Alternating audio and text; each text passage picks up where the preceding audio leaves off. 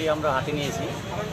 আমাদের সর্বভারতীয় আমাদের যে all India state government employees ফেডারেশনের তার ন্যাশনাল এক্সিকিউটিভ কমিটির মিটিং গেছে গত 13-14 আগস্ট। সেখান থেকে সিদ্ধান্ত হয় সারা ভারতবর্ষের মধ্যে যারা শিক্ষক কর্মচারী, অনিয়মিত কর্মচারী,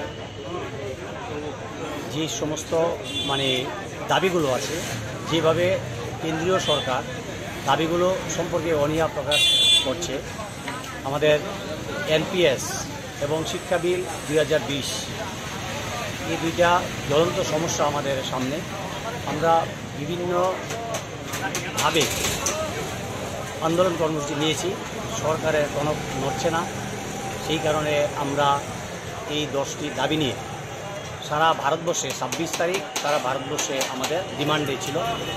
ত্রিপুরা রাজ্যে আমরা সেই ডিমান্ডেটা আমরা বলেছি সানডে দেখে করব, সেটা আমরা আজকে সানডে রবিবার আমরা সেই ডিমান্ডটা পালন করছি। গণধনার মাধ্যমে আমরা জানান দিতে চাই ভারত সরকারকে যে আমাদের যে সমস্যাগুলি আছে এই সমস্যাগুলির সমাধানের একটা ভূমিকা নেওয়ার জন্য। পাশাপাশি ত্রিপুরা রাজ্যে আমাদের কতগুলো সমস্যা আছে, যে দেখা যাবে কেন্দ্রীয় সমস্যা এবং রাজ্য সমস্যা একই আছে। এছাড়াও কতগুলো রাজ্য সরকারের কাছে আমাদের কতগুলো সমস্যা নিয়ে আমাদের দাবি রাখা হয়েছে। সেই দাবিগুলো আজকে এখানে স্লোগানে, গানে এবং বক্তৃতা আমরা তুলে ধরব এবং সরকারের কাছে আমরা দাবি রাখবো অনতি বিলম্বে আমাদের ডিএ সমস্যা আছে, নিউ পেনশন যে স্কিমটা, সেই স্কিমটা এখানে চালু করা হয়েছে। শিক্ষা বিল 2020, বিদ্যাজ্যোতি আপনারা দেখেছেন বিদ্যাজ্যোতির অবস্থাটা কি দাঁড়িয়েছে। এখানে অনিয়মিত কর্মচারীরা নিয়মিত হওয়ার কথা ছিল, কিন্তু বামপন্থী সরকারের আগে সিদ্ধান্ত ছিল 10 বছর অতিক্রান্ত হওয়ার পরেই তাদেরকে নিয়মিত করা হবে। সরকার 2018 সালের অক্টোবর মাসে সেই যে আইনটা ছিল, সিদ্ধান্তটা ছিল, সেটাকে বাতিল করে দেয়। তা আমরা তো এটা বসে থাকতে পারি না। এছাড়া ত্রিপুরা রাজ্যে যেভাবে চারিদিকে সকালবেলা পত্রিকাগুলো খুললে আমরা দেখতে পারি নারী নির্যাতন, নারী অপহরণ, এই ঘটনাগুলো ঘটে চলছে। নেশার সাগরে ত্রিপুরা ভাসছে। আগামী দিনের যারা প্রজন্ম যুবক তারা এইভাবে নেশাগ্রস্ত হচ্ছে যে ত্রিপুরাকে তারা অন্য পথে পরিচালিত করছে।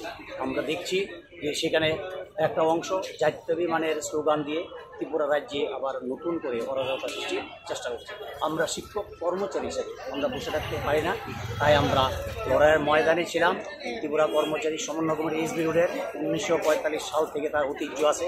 ত্রিপুরা রাজ্যের গণ আন্দোলনের যে লড়াকু আন্দোলনের যে ত্রিপুরায় যে দাবানল জ্বলেছিল তার মূলে কিন্তু ত্রিপুরা কর্মচারী সমন্বয় কমিটি এসবি। আমরা বসে থাকতে পারি না, ঐতিহ্যবাহী সংগঠন। তাই আমরা আগামী দিন তীব্র লড়াইয়ের যে ভূমিকা নেব তারই আজকে একটা মহড়া দিতে যাচ্ছি। আপনার পরিচয়টা?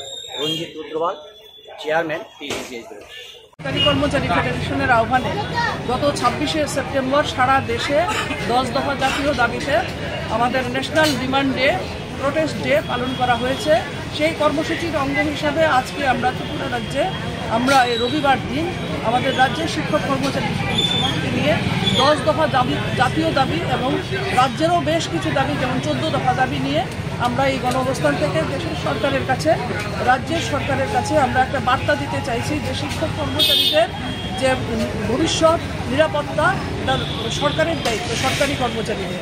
এখানে লেখা আছে যে no NPS, no UPS, we want only OPS. পুরনো যে পেনশন স্কিম সিস্টেম সেটাতে আমরা দাবি করছি, সারা দেশের শিক্ষক কর্মচারী সমাজে এটা দাবি করছে। এবং আমরা দেখেছি যে বেশ কয়েকটি রাজ্যে পুরনো পেনশন সিস্টেমটা চালু হয়েছে এবং যার ফলে দেশের সংখ্যাগরিষ্ঠ মানুষ এই দেশের শাসক গোষ্ঠীকে এই লোকসভা নির্বাচনে একক সংখ্যাগরিষ্ঠতা দেয়নি। ফলে বাধ্য হয়ে 24শে আগস্ট এই যে নতুন ইউনিফাইড পেনশন স্কিম সেটা চালু করেছে। এবং যেটা ওই এনপিএস যেটা কর্মচারীর কাছ থেকে টাকা কেটে নিয়ে শেয়ার বাজারে যেটা খেলবার লাভ হলে পরে কর্মচারী বেনিফিট পাবে, ওই পুরনো যে এনপিএস যেটা 2003 সালে যেটা চালু করা হয়েছিল সেটাই এখনো চলছে। এই সমস্ত বিষয় নিয়েই আমরা রাজ্যের যে আইন শৃঙ্খলার পরিস্থিতি সমস্ত বিষয় নিয়ে আমাদের উদ্বেগ রয়েছে। এই বিষয়গুলি নিয়ে আমরা এখানে আলোচনা করব।